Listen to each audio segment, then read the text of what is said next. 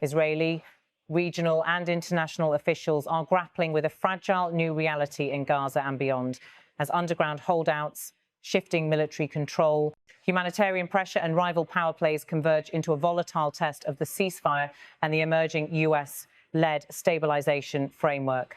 In southern Gaza, Israeli assessments and regional intelligence indicate that roughly 150-300 Hamas fighters remain trapped in tunnel networks in and around Rafah and Khan Yunis, including stretches beneath areas now under Israel Defense Forces IDF control.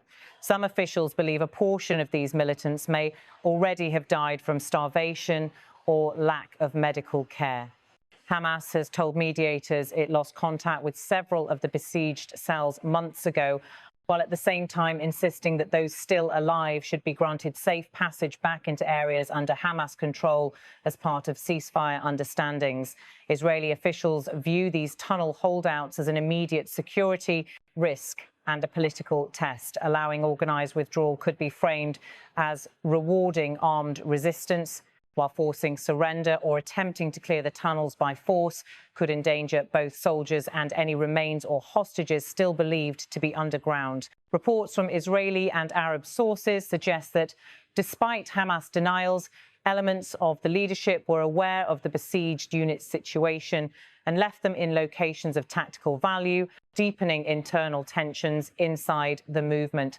Against this backdrop, Israel has intensified efforts to dismantle the tunnel infrastructure before any Phase 2 redeployment under the ceasefire framework. The 188th Brigade and other units have conducted focused raids in the Rafah and Khan Yunis sectors, destroying above and below ground infrastructure and targeting armed cells that approach IDF positions. Defense Minister Israel Katz has framed the mission in absolute terms, issuing a public directive to eliminate the underground network. Israel Katz, Israel's Minister of Defense, said, "I instructed the IDF to destroy all the terrorist tunnels in Gaza.